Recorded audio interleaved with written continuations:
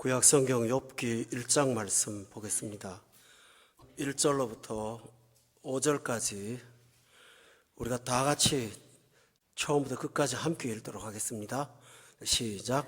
우스 땅에 욥이라 불리는 사람이 있었는데 그 사람은 온전하고 정직하여 하나님을 경외하며 악에서 떠난 자더라. 그에게 아들 7과 딸 3이 태어나니라. 그의 소유물은 양이 7,000마리요 낙타가 3,000마리요 소가 500결이요 암나귀가 500마리이며 종도 많이 있었으니 이 사람은 동방 사람 중에 가장 훌륭한 자라. 그의 아들들이 자기 생일에 각각 자기의 집에서 잔치를 베풀고 그의 누이 3명도 청하여 함께 먹고 마시더라.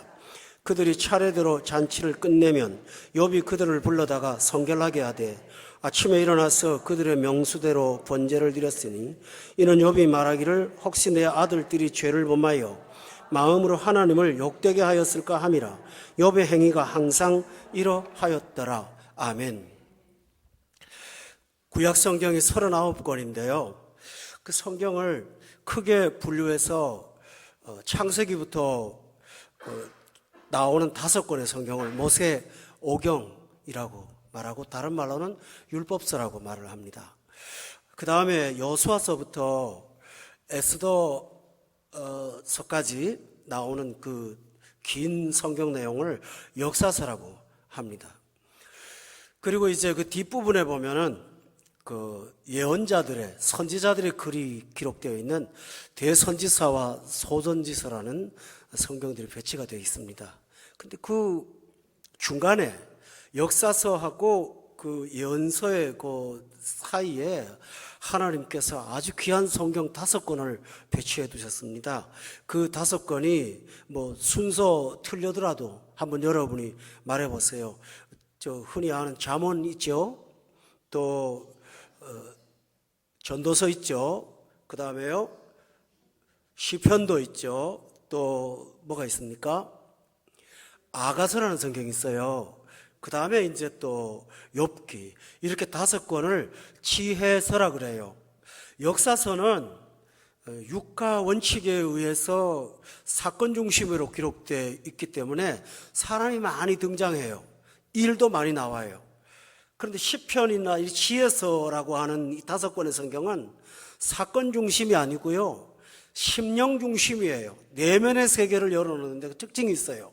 그래서 5권의 성경 중에 욥기를 뺀 4권은 어떤 특정한 사람에 대한 얘기가 별로 나오지 않고 어떤 사람들의 신앙인들이 경험한 경험의 세계들을 이야기하는 게 지혜서의 특징인데요. 욥기는 지혜서에 분류되면서도 달라요. 욥 한 사람의 이야기예요. 욥기가 1장부터 42장까지는 굉장히 긴 성경인데 그 성경이 한 사람의 삶에 대한 이야기를 다루고 있어요. 그런데요, 한 사람의 삶을 탄생부터 죽음까지 다루는 게 아니고요, 그 한 사람의 인생 가운데서 특정한 어떤 삶의 기간들을 다루는 게 욥의 특징이에요. 그 중에도 욥의 삶에서 고난을 다루는 게 욥의 특징, 욥기의 특징이에요. 또 하나 중요한 사실은 욥기에는 욥이라는 사람 외에도 친구 3명이 나와요. 이 3명은 전부 다 이스라엘 백성들이 아니에요. 욥도 이스라엘 사람이 아니에요. 욥은 에서의 후손인 에돔 사람이에요. 그리고 그 친구들도 멀리 있는 이방인들이에요. 욥기는 구약 성경에 유일하게 이상하게도 이스라엘 사람이 하나도 등장하지 않는 이방인들의 이야기예요. 우리가 보통 일반 사람들은 구약 성경을 이스라엘 역사로 이해를 하는데 그건 정말 모르는 말이에요. 욥기는 의외의 성경이라는 사실을 가르쳐 드리고 싶어요. 큰 구도로 말하면 욥이 고통을 당해요. 그러다가 친구들이 찾아와요. 위문하러. 위문와서 욥을 보니까 너무 삶이 곤고하고 고난이 극심하니까 사람이 너무 기가 막힌 일을 당하면 위로할 말을 못 찾잖아요. 그 위로를 못하고 7일 7야를 같이 앉아서 울고 금식하고 그러면서 위로했어요. 그러다가 7일이 지난 다음에 그 세 친구가 나름대로 욥한테 해법을 자꾸 제시를 해요. 어떤 여러 가지 해법이 나오는데요, 그 사람들이 제시하는 해법은 오늘날 기독교인들이 흔히 듣는 이야기들이에요. 전부 다. 고난을 당하면 어떤 사람들은 네가 죄가 많아, 어떤 사람은 너는 나중에 잘 될 거야, 어떤 사람은 이거는 네가 숨겨진 뭔가 문제가 하나 있어 등등 여러 가지 해답을 제시하는데, 그 해답의 어떤 핵심, 표준 해답의 어떤 큰 분류를 세 가지를 놓고 이 친구들이 해답을 주는 거예요. 근데 해답을 주는데 우리가 다 듣는 얘기인데요, 하나도 안 맞는 거예요. 그리고 마지막으로 하나님께서 욥에게 진짜 해답이 뭔지를 가르쳐 주세요. 이게 욥기라는 아주 위대한 성경입니다. 저는 욥기를 전에는 앞부분만 좀 다루었지만은 너무 세밀하게 갈 수가 없고요. 이 부분을 통해서 여러분하고 큰 은혜 나누기를 원합니다. 하나님 말씀에는 해답이 있다고 저는 믿습니다. 그래서 그 하나님의 해답을 저하고 여러분하고 같이 찾아갔으면 좋겠습니다. 이런 겁니다. 아주 경건한 신자인데요, 너무 어려움을 당하니까.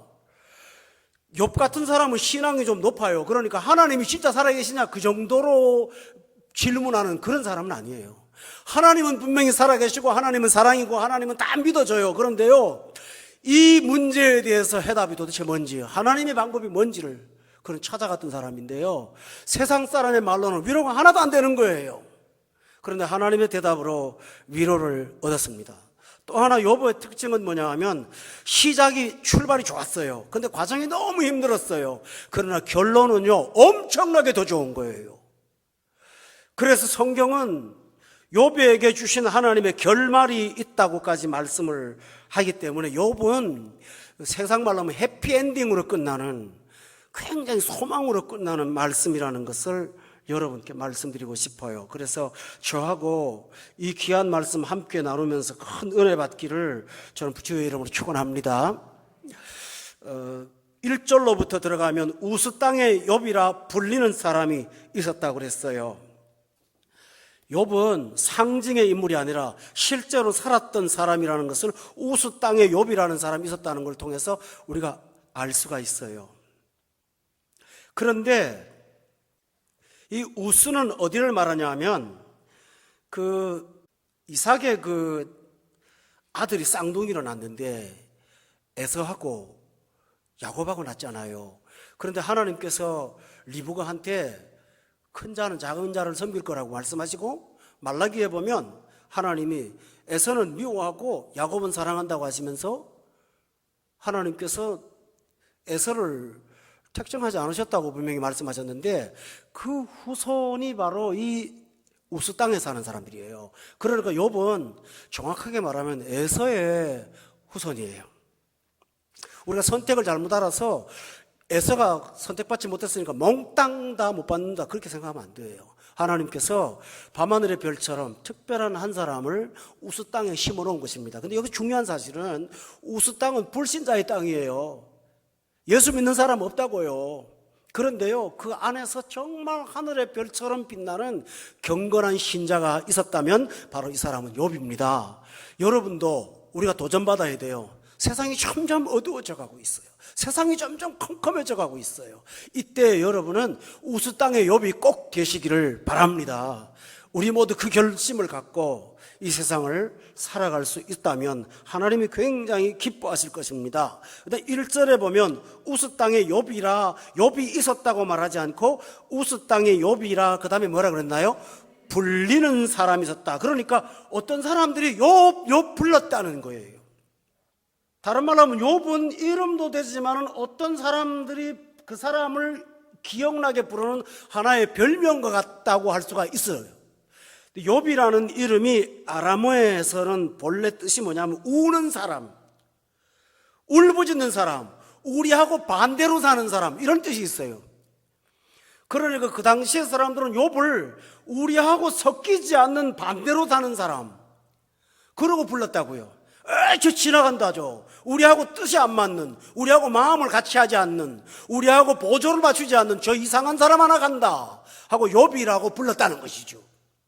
세상 사람한테 인정받은 것이 아니고 세상 사람들이 부정하지는 못해요. 너무 경건한 사람이니까 착하고 좋았거든요. 그럼에도 불구하고 쉽게 친화력이 없는 껄끄러운 사람이었다는 사실을 우리가 알 수가 있습니다. 그런데 어떻게 보면 이것이 신자의 정체성이 되어야 된다는 것을 우리가 알 수가 있습니다. 우리는 사람들이 저 사람은 정말 좋은 사람이야, 그렇지만 가까이 교제하기는 그렇게 쉬운 사람은 아니야. 그 사람이 성격이 까다로워서가 아니라 경건해서, 너무 거룩해서, 예수님 닮아서 저 사람 옆에 가면 재미가 없는 것 같아, 이렇게 생각했던 사람이라서 우리 한번 따라합시다. 욥이라 불리우는 사람. 바로 이 말씀이 우리에게 적용될 수 있기를 바랍니다. 그런데 저는 아주 특이한 사실을 성경에서 발견했어요. 구약 성경 에스겔서 14장이 나와요. 14절 말씀이에요. 거기 보면 세 사람 나와요. 다 같이 읽읍시다. 먼저 시작. 비록 노아, 다니엘, 욥 이 세 사람이 거기에 있을지라도 그들은 자기의 공의로 자기의 생명만 건지리라. 나 주 여호와의 말이니라. 여기에 세 사람이 등장합니다. 첫째가 누굽니까? 노아입니다. 두 번째가 누굽니까? 다니엘입니다. 세 번째가 누굽니까? 욥입니다. 이 사람의 공통점이 금방 생각나지 않으세요?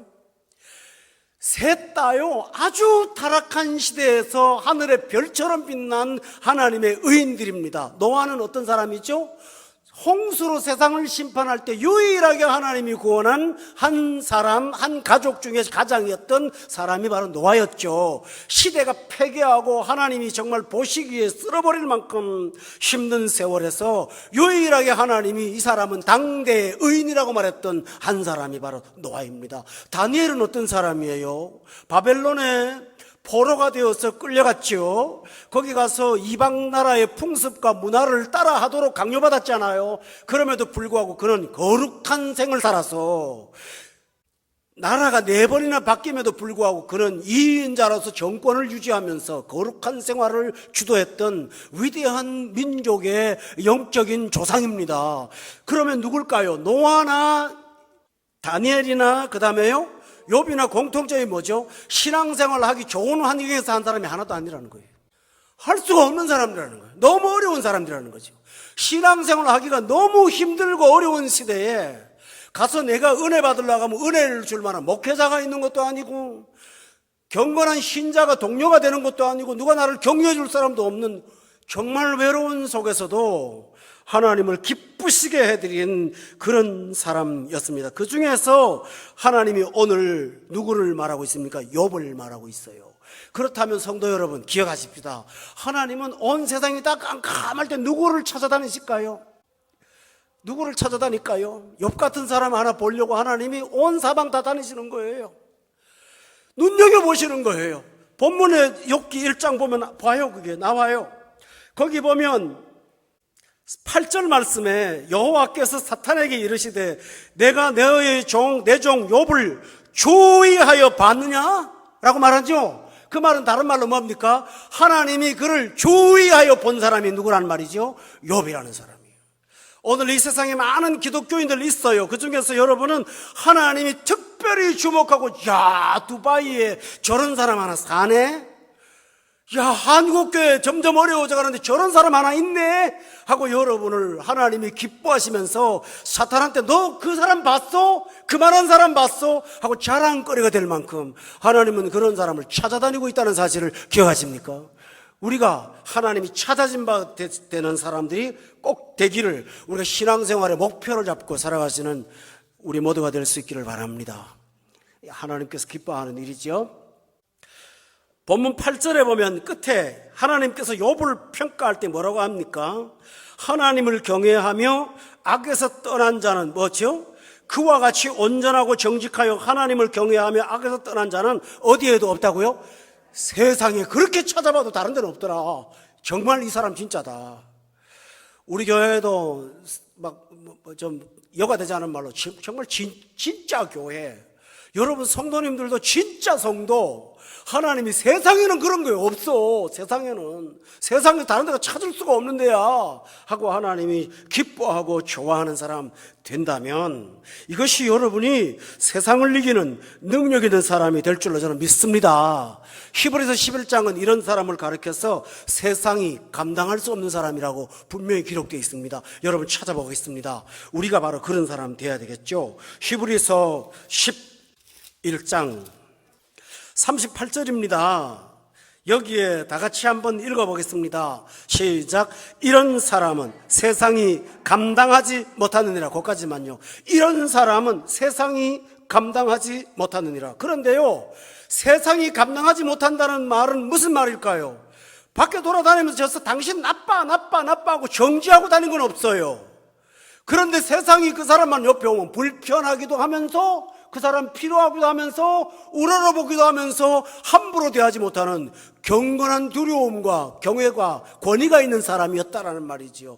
이런 사람이 되는 거 하나님이 기뻐하는 것입니다.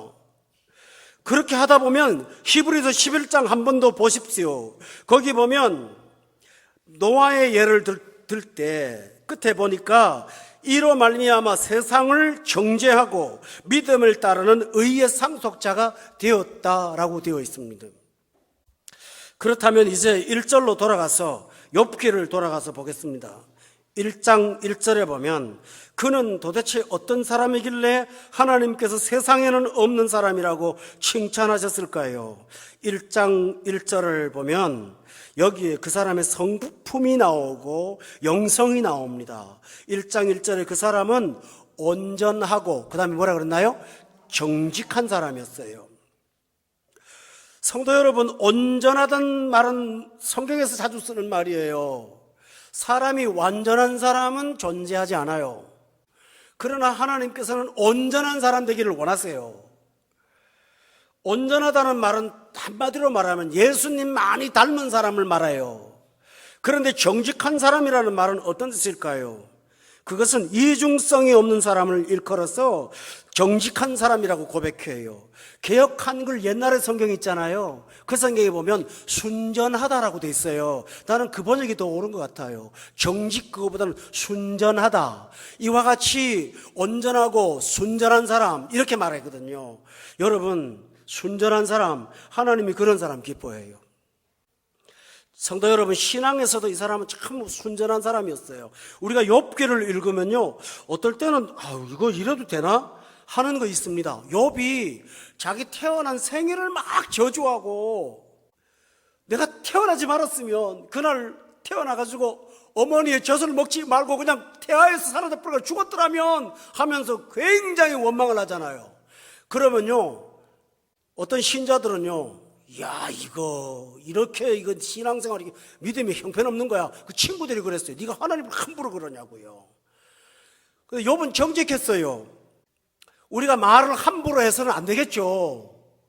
내 마음에 감정이 있는 대로 다 하면서 나는 정직하다고 말하는 건 옳진 않아요. 그러나 그는 하나님 앞에서 그의 마음을, 아픔을 갖고 나아가서 하나님 앞에 안 아픈 척하지 않았어요. 그는 정직하게 자기의 아픔을 털어놓는 진실하고 순전한 사람이었어요. 여러분, 무엇보다도 사람한테는 말 조심하세요. 그러나 하나님 앞에서는 여러분의 마음을 토해놓는 여러분 되기를 주의로 축원합니다. 이것이 하나님이 기뻐하는 사람이고 정직한 사람인 거예요. 자, 여러분, 예수님의 제자들이 12명이었죠. 그런데 예수님이 마지막 만찬을 하시면서 너희 중에 하나가 나를 판다고 말씀하셨잖아요. 그때 제자 중에 여러 사람들이 주여 납니까? 하고 물어보는 거 기억하세요? 나예요? 하고 근심해요. 근데 유다도 납니까? 그래요.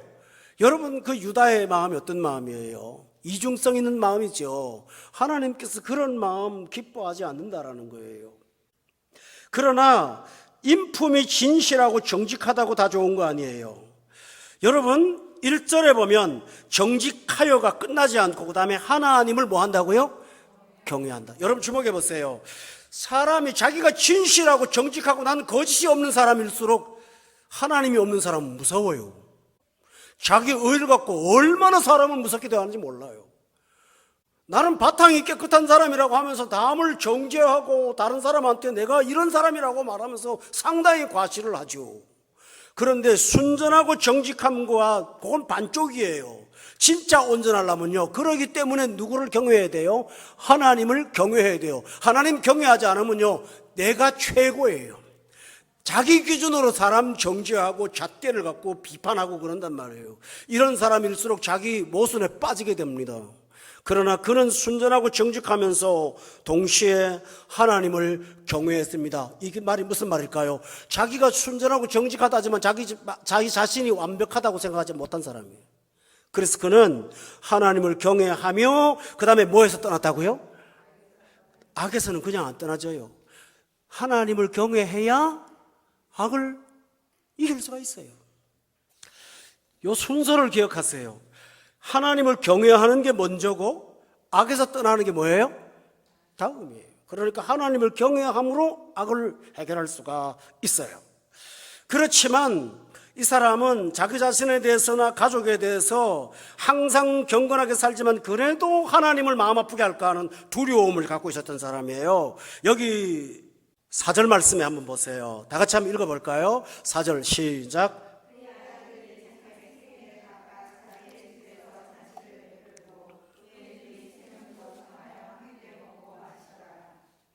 성도 여러분, 이 집에는 잔치가 많았죠.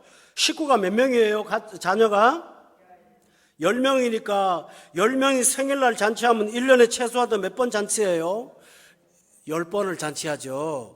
부모님까지 합하면 12번이 되고요. 또 다른 것까지 합하면 또 엄청나게 많으니까 축제가 살아있는 집안이라는 사실을 알 수 있어요. 경건한 사람들이 잘못하면 너무 엄격해서 집에는 아주 찬물을 끼얹는 것처럼 그런 경우가 많아요. 그러나 욥은 하나님 앞에 경건하면서 한편으로는 그는 참으로 따뜻하고 가족을 행복하게 할 수 있는 그런 참 멋쟁이 같은 사람이었어요. 근데 중요한 사실은 잔치를 하고 나서 끝날 때 문제입니다. 5절에 보면 그들이 차례대로 잔치를 뭐 한다고요? 끝나면. 참 귀한 말입니다. 잔치 끝나면 집에 가서 자는 게 아니고요, 그들을 불러다가 뭐 한다고요? 성결하게 하겠다. 그 다음에 아침에 일어나서 그들의 명수대로 번제를 드려서, 그걸 왜 합니까? 혹시 내 아들들이 죄를 범하여 마음으로 하나님을 욕되게 했을까 하는 게 욥의 마음에 항상 두려움이 있었던 거예요. 정직해요. 하나님 경외해요. 악을 떠나요. 그럼에도 불구하고 자신을 의인으로 생각하지 않았어요. 나는 불완전한 존재라고 믿었어요. 그런 중에도 축제가 있었어요. 잔치가 끝난다면 불러다 놓고 야단을 치는 것이 아니라 자신이 자녀들의 혹시 범죄한 것들을 놓고 번제를 드리면서 하나님 앞에 엎드리니까 그런 아버지의 모습을 보면서 자녀들이 어떻게 자랐을까요? 참 경건하게 자랐다고 난 믿습니다. 하나님께서 이렇게 귀한 은총을 주셨습니다. 그런데 오늘 아주 중요한 얘기를 좀 더 해야 됩니다. 제가 다루지 않은 게 3절에 있거든요. 2절도 있고요. 거기 보면 그에게 자녀가 몇 남매예요? 10남매가 있죠. 그 다음에 3절에 보면 재산 목록이 자세히 나옵니다. 재산 목록이 전부 대부분 뭐죠? 짐승이에요. 짐승. 양이 몇 마리예요? 낙타는 3,000마리고 소가 500결이. 그 다음에요 암나귀가 500마리. 그 다음에 종도 많았어요. 근데 성도 여러분 잘 보세요. 3절에 보면 동방 사람 중에서 가장 부자라 이렇게 전에 나와 있거든요. 근데 여기 보면은 동방 사람 중에 가장 부자라고 말 안 하고 뭐라고 돼 있어요? 재산 많으면 훌륭해요. 성경에 이런 뉘앙스들을 잘 구분하셔야 돼요. 여기 성령이 주는 게 있어요.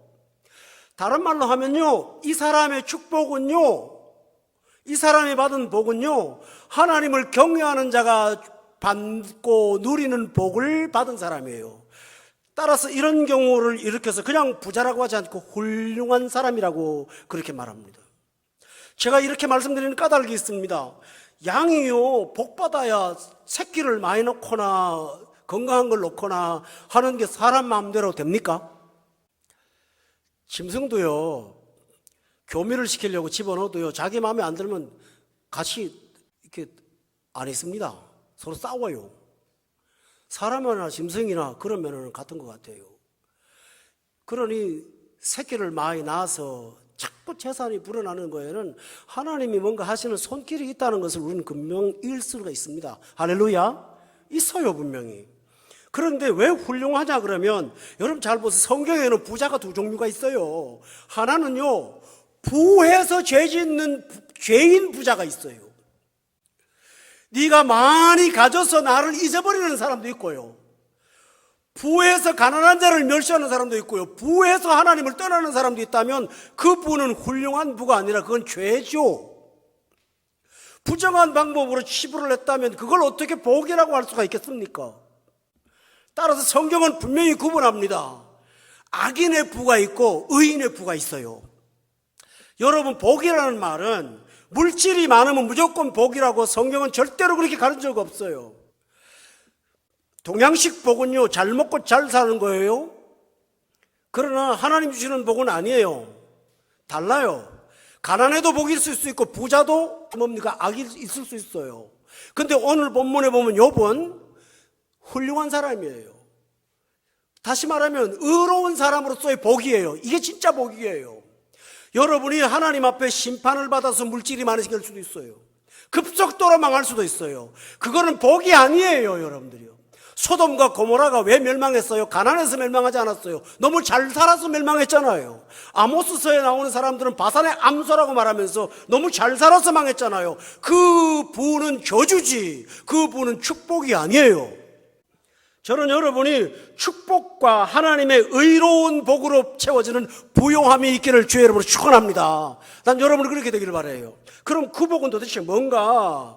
라는 말씀 여러분하고 생각하기 전에 아모스서 2장 6절 찾아보세요. 여기 보면 악인의 부가 나와요.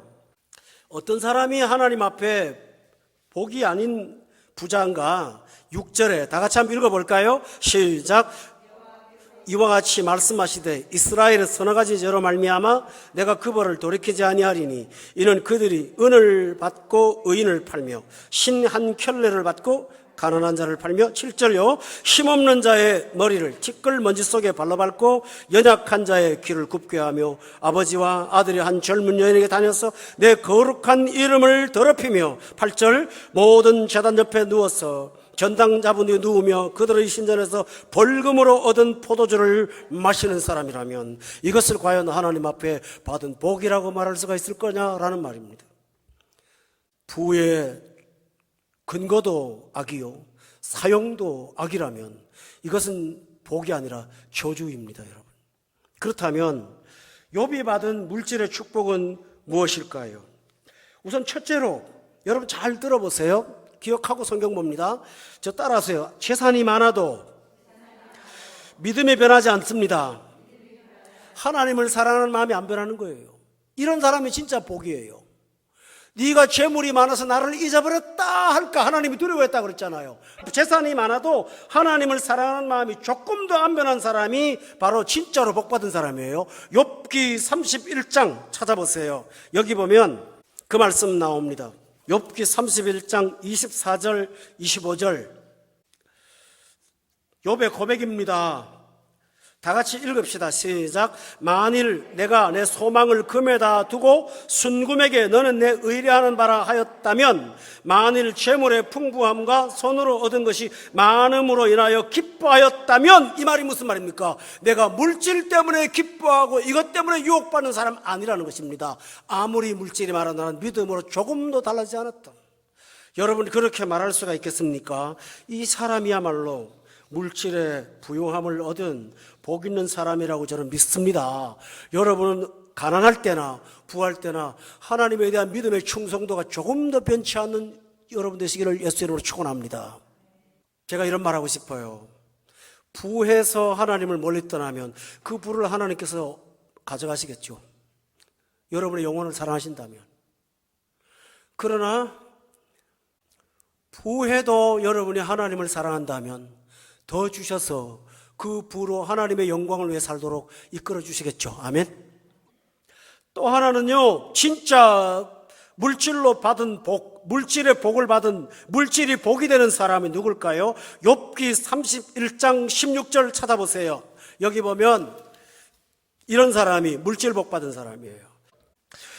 내가 언제 가난한 자의 소원을 막았거나 과부의 눈으로 하여금 실망하게 하였던가. 17절 다 같이요. 나만 혼자 내 떡덩이를 먹고 고아에게 그 조각을 먹이지 아니하였던가. 18절 시작. 실상은 내가 젊었을 때부터 고아 기르기를 그의 아비처럼 하였으며 내가 어렸을 때부터 과부를 인도하였노라. 19절 만일 내가 사람이 의복이 없이 죽어가는 것이나 가난한 자가 덮을 것이 없는 것을 못 본 채 했다면 라고 말했습니다. 이 말이 무슨 말일까요? 진짜 복받은 사람은 쓰는 데가 귀한 사람이에요. 재물을 거룩하게 쓰는 거예요. 누구를 위해서요? 삶의 필요를 도저히 스스로 만들 수가 없는 고아와 가부들을 위해서. 그는 자기의 부요를 아낌없이 썼다고 성경은 분명히 그는 고백을 기록하고 있습니다. 성도 여러분, 여러분의 수입이 복이 되기를 원하신다면 지출도 복되기를 주의 이름으로 축원합니다. 아멘이세요? 정말 중요한 내용 아닐까요? 따라서 진짜 하나님의 복을 받은 사람은 통장에 잔뜩 넣고 잔고에 동그라미를 늘리는 것이 아닙니다. 하나님을 위하여 약자들을 기쁘게 섬길 줄 아는 사람이 될 때 이 사람이 진짜 복으로 재물을 받은 사람이라고 저는 믿어요. 그러나 진짜 중요한 게 하나 있어요. 욥기 1장 21절 한번 찾아보세요. 진짜 부자는 누굴까? 여기 참 위대한 고백이 하나 나와요. 다 같이 읽읍시다. 시작. 욥이 일어나 겉옷을 찢고 욥기 1장 21절 시작. 내가 모태에서 알몸으로 나왔사온즉 또한 알몸으로 그리로 돌아가올지라 주시니도 여호와시요 거두시니도 여호와시오니 여호와의 이름이 찬송을 받을지니이다 하고 22절 이 모든 일에 욥이 범죄하지 아니하고 하나님을 향하여 원망하지 아니하니라. 성도 여러분, 어느 때 진짜 부자라는 걸 알아볼 수 있을까요? 재산 다 날아갔을 때. 부자였을 때도 그것 때문에 흔들리지 않았어요. 재산이 다 사라졌을 때도 그의 마음은 조금도 변하지 않아요. 오늘 많은 사람들이요, 여기에서 넘어지는 사람들이 많아요. 물질이 많을 때는 하나님 사랑하는 분들 많아요. 그런데 정작 모든 것이 다 사라졌을 때는 잿더미에 앉아서 그 믿음을 지키는 사람은 참 드물다고 생각해요. 성도 여러분, 욥은 정말로 복받은 사람이에요.